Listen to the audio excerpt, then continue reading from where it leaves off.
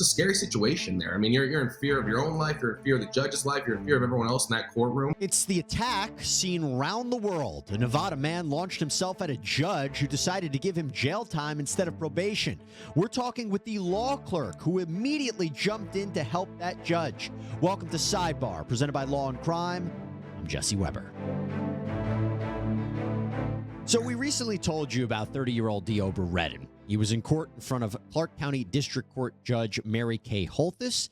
He was there to be sentenced after pleading guilty to an attempted battery charge for a baseball bat attack. And despite him having a long criminal history with both felonies and misdemeanors, he was actually pleading to a lesser charge. His attorneys were hoping for probation, but Judge Holthus decided, quote, "I think it's time that he get a taste of something else because I just can't with that history." And when Redden heard that statement, he wasted no time. He apparently lost it, ran towards Judge Holthus, actually leaping over the bench, tackling her to the ground. It was absolutely insane. Redden ended up fighting with the clerk, a marshal, a police officer. Court marshal had to get stitches at a dislocated shoulder. According to authorities, the judge's head hit the wall. Redden also struck her in the head, pulled her hair, even allegedly put his hands around her throat. Now, she sustained some injuries, but thankfully she was okay. She actually made her way back into court the following week to continue Redden's sentencing, and she wanted to make it clear that she wasn't going to tack on any other punishments because of the attack, which she graciously calls an interruption. I want to make it clear that I am not changing or modifying the sentence I was in the process of imposing last week before I was interrupted by defendant's actions. I am making my calendar page from that day an exhibit for the court. It's as it existed the moment I walked in, prior to anything happening. Nothing's been changed, indicating the sentence I intended to impose. You can see that because of his actions, Redden was brought into court in restraints, handcovers, a spit mask. Judge Holthus sentenced him to between 19 months and 4 years in prison for the original charge. But as you can imagine, Redden is facing a whole slew of other charges because of the attack. Battery on a protected person, battery of an officer, battery by a prisoner, intimidating a public officer, extortion, even attempted murder. But right now, I am joined by somebody who is not only in that courtroom, this is somebody who helped fend off the attack. Law clerk Michael Lasso is with us now. Michael, what a pleasure to have you on. I'm sure you've heard this a lot, but you're a hero. What you did was unbelievable. So thanks so much for coming on. Well, truly, it's so nice of you to have me here. I mean, and just giving me this opportunity to speak about it and just to come on your show. I mean, it really is. It truly is an honor from my end. And your kind words are so, they're so nice and greatly appreciated, truly. First, how are you doing? Like, do you have any injuries? Are you feeling okay? Because you were in the middle of that brawl. Yeah, it was pretty crazy. Not your typical day in court, that's for sure. But thankfully, it could have been much worse, but it wasn't. And I sustained just minimal injuries to my hand. Our marshal really took the brunt of it. 25 stitches to the head, dislocated shoulder, and the judge, she's doing just fine. And the marshal, is he doing okay? I know those the stitches and dislocated shoulder, but he's doing relatively well considering.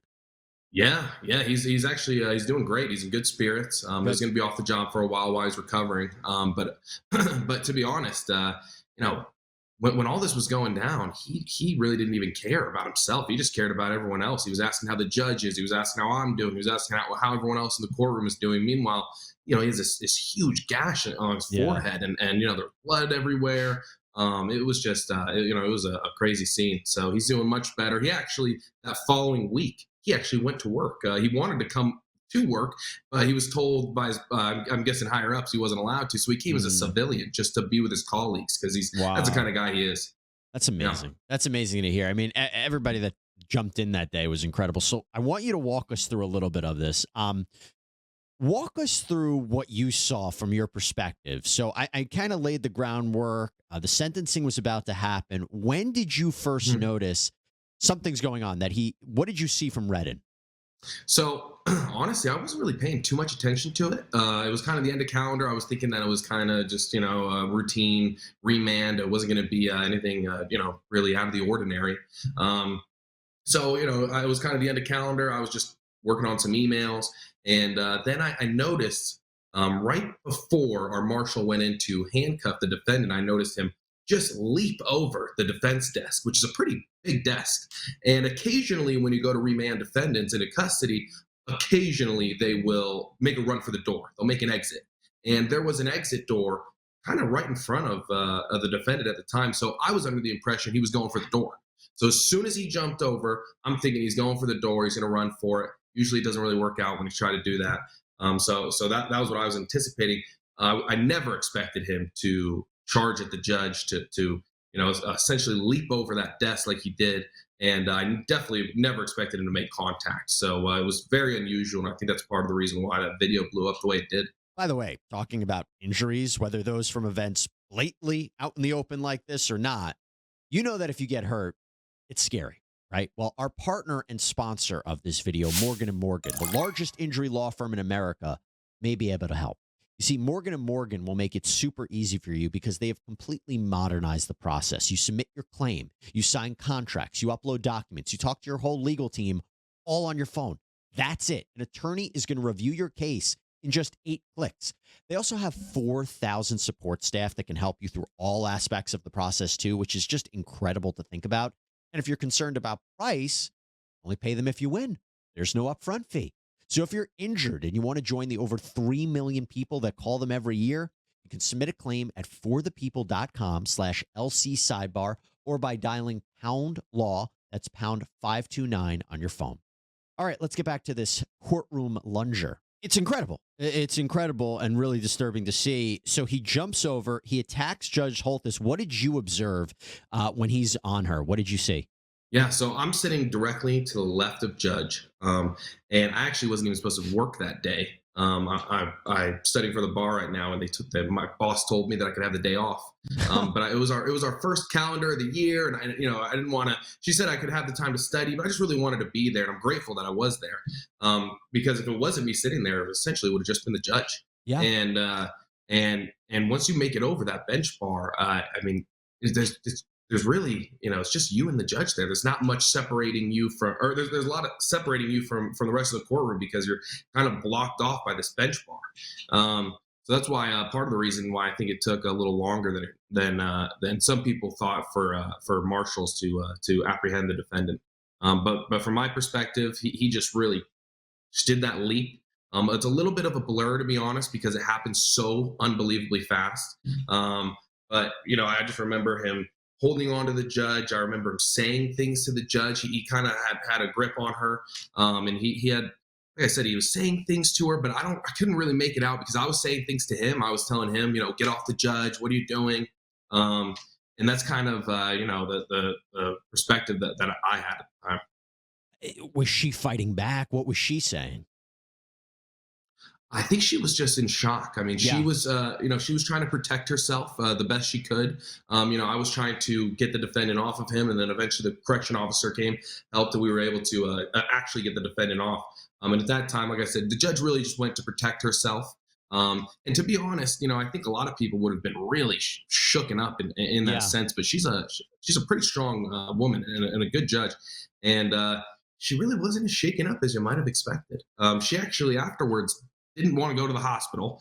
Not me, but others, told her basically for precautionary reasons she should have, and she did. But I remember going to her afterwards, and she really, same thing, was just wondering how our marshal's doing, how I'm doing. She wasn't as shooken up, I think, as others would have.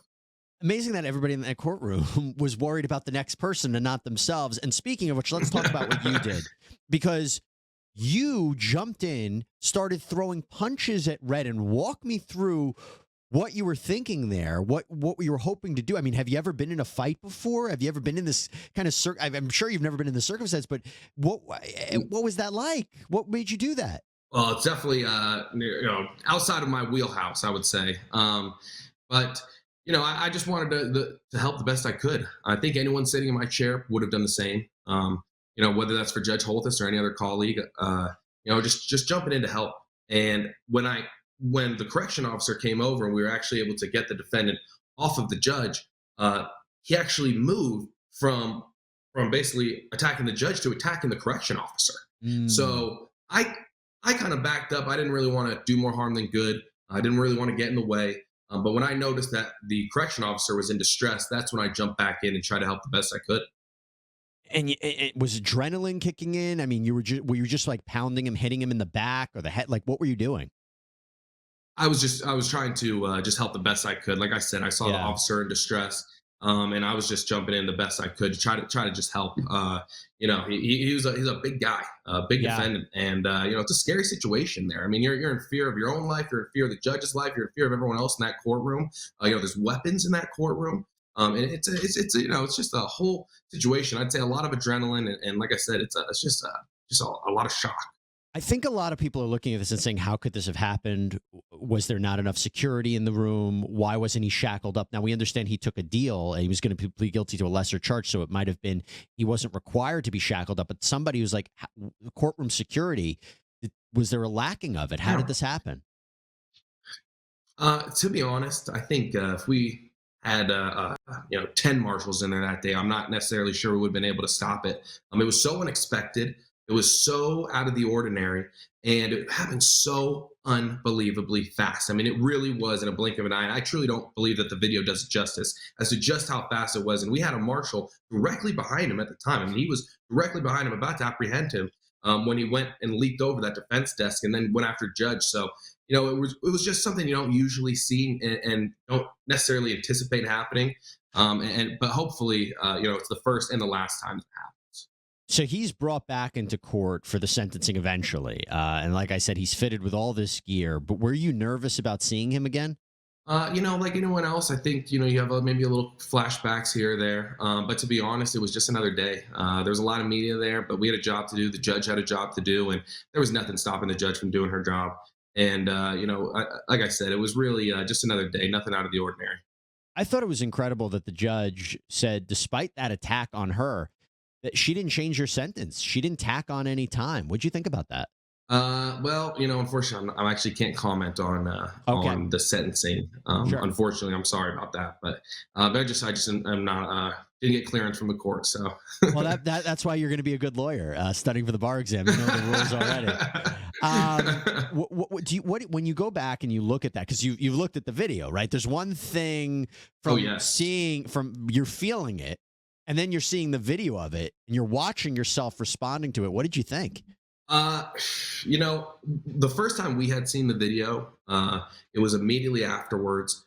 Kind of everyone was in the judge's chamber at the time, trying to figure out everything. We had marshals everywhere. We had, police there. We had, medical professionals, and they all wanted that film pretty quickly to kind of figure out and assess essentially what had happened.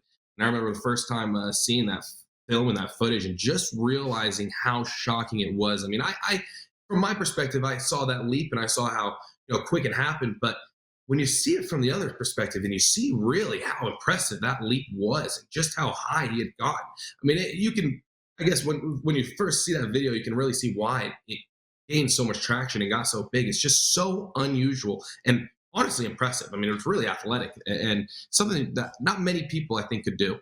It was like a lunge vaulter. I mean, it was like from the Olympics. He didn't even touch the desk. It was crazy to see. Not to make light of monitors. It was nuts. And I think what was also really just came out of left field is, wasn't he saying right before when he was trying to advocate for probation that he's basically a good guy and tries to do the right thing? I know you said you were busy. You maybe not paying so much attention, but what was he saying right before they came out of left field? Exactly. I mean, that's part of the reason why it was so unexpected, so shocking. I think after his statements, it's just something that you don't expect. You don't expect essentially that person to run, and you definitely don't expect him to go after the judge. It was just a crazy, crazy scene that was very unusual, and like I said, hopefully is the last. And real quick, Michael, have any new safety measures been put in that courtroom to make sure nothing like this happens again?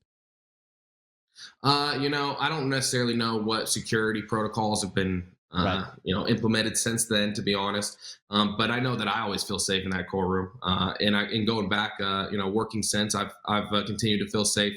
And like I said, I mean, it was just such a strange thing that I don't think, you'll see often. And real quick before we let you go, Michael, what has this experience been like? Like, what is the feedback you've gotten, the response? Because this blew up everybody was talking about this. Yeah, I mean, I knew when it all had happened. I knew some people would see it. Maybe some local channels would pick it up, or some friends might have seen it. But I never expected it to get picked up the way it did. I mean, it really went worldwide. And now, when you go into when you go to work, I mean, we go in our office, and there's just letters and letters. I mean, it's nonstop every day, and emails of just well wishes, support for myself, the judge, the marshal. It's unbelievable. And these are well wishes, not just from Las Vegas or even the country. I mean, these are well wishes from all over the world. I mean, it really made an impact. So it's just like I said. I think that's a testament to how wild that video was. But it's been incredible, and it's so humbling. It really is so humbling and so nice. The response has been incredible. Well, watching the video, seeing what you did, I would feel safe next to you too. You did incredible work. I hope you know that you really are a hero that day, and you helped everybody. And listen, best of luck on the bar exam. I took it. You'll be fine. Don't burn yourself out. It's a marathon, not a race. So just take your time and you'll be fine. Right. But I wish you the best of luck. It. No, of course. Michael Lasso, thank you so much for taking the time, sir. Oh, thank you, seriously, for all the kind words, this opportunity to come on your show, and just be everything. I really do appreciate it. Thank you so much. Thank you. All right, everybody, that is all we have for you right now here on Sidebar. Thank you so much for joining us. Please subscribe on Apple Podcasts, Spotify, YouTube, wherever you get your podcasts. I'm Jesse Weber. Speak to you next time.